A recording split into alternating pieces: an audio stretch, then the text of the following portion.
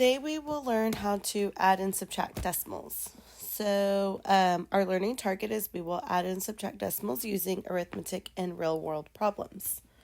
So let's get started. So we have our steps. Right here is where we start with step 1. Okay, so step 1, we are going to drop your decimal point straight down. So drop decimal point straight down. Then that moves to number 2. Number 2 or step 2 says align decimals by place value. Okay, then that moves us to step 3. Step 3 says add blank as placeholders. So what do we add as placeholders? Good, we add zeros. Okay, and then we have a nice fancy word for the word adding zeros, and that's called annex. So if we say annex or you see annex, that's just adding zeros for your placeholders. Okay, and then we move to our last step, which is add or subtract. And we are going to add or subtract from right to left. So the opposite way that we read. Okay. And those are our 4 steps. So let's go to number 1 and practice them. So number 1 says 6.95 minus 3.342. Okay, so 6.95 is the bigger number. So we're going to put that one on top. Okay, and then we're going to subtract lining our decimal. So we'll have 3.342, which is 6 and 95 hundredths minus 3 and 342 thousandths. Okay, so we're going to annex zeros, which means add zeros as placeholders. We just have one of those. Okay, and then we are going to subtract. 0 minus 2, we haven't learned about negative numbers yet, so we can't do that. So we are going to place a 1 right here to make that 10 and borrow from the 5 and make that a 4. Okay, or regroup. I know regrouping is a new word that people use. So we have 10 minus 2, which is 8. 4 minus 4, which is 0. 9 minus 3, which is 6. Bring your decimal straight down. And 6 minus 3, which is 3. So our answer is 3 and 608 thousandths.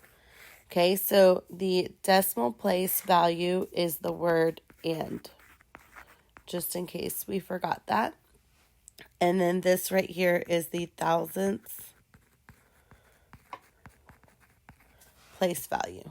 Okay.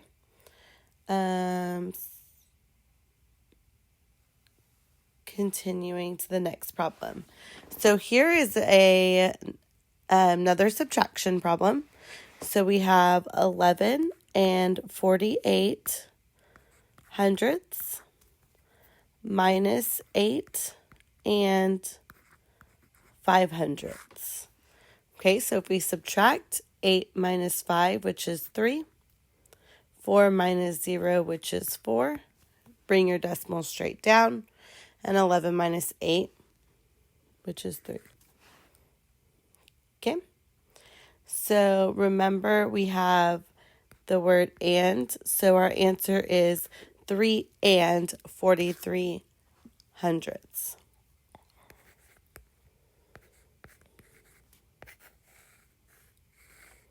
Okay, so let's go to number 3. Now we have an addition problem. So we're going to write our bigger number first, which is 5.9478 plus 2.38. So in this case, now we have to annex zeros. One right here and one right here. Okay, and so then now we're ready to add. 8 plus 0 is 8. 7 plus 0 is 7. 8 plus 4 is 12. So that's 8, 9, 10, 11, 12. 9, 10, 11, 12, 13. and then 5, 6, 7, 8. Okay, so we're going to write our final answer, and we're always going to box our answers so we know what our answer is exactly. There's no guessing, and it's just nice and neat, okay? So here we go to this one. I want you to press pause and solve this problem and press play when you have finished. Okay, so you should have gotten 26 and 229 thousandths. That's 26.229. If you did not, press pause and check your work against mine, and then press play when you have it figured out. Okay, we're going to move to number 5. So number 5 says P equals the sum of all the sides of a rectangle. So it says to find the perimeter. So P is our perimeter.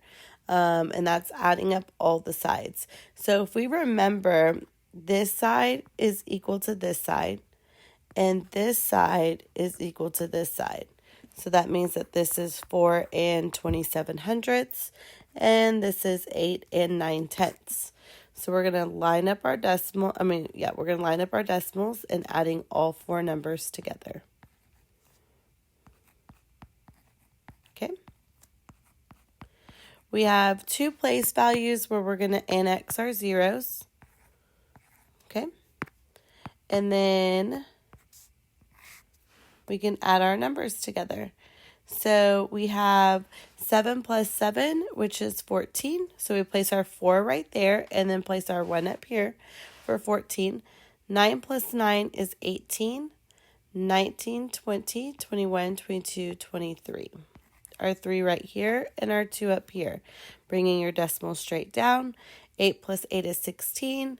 Plus 2 is 18. 19, 20, 21, 22, 23, 24, 25, 26. Okay, so this means that P equals 26 and 34. And then here's our label, feet. Alrighty. This is our last problem. I want you to press pause and read it and try to set it up on your own, and then press play after you have set it up. Okay, this should have been a subtraction problem, or this is a subtraction problem, so this is how you should have it set up. Okay, I'm going to let you go ahead and subtract it, and then we will check this answer tomorrow in class. Okay, so then before you start solving that, I want to bring this to your attention. This is our summary questions, okay? This box down here is if you had any questions throughout the video that you didn't understand by rewinding, you can ask it there. And then you have 3 questions that you need to answer before tomorrow. Okay, and then we will go over these tomorrow in class.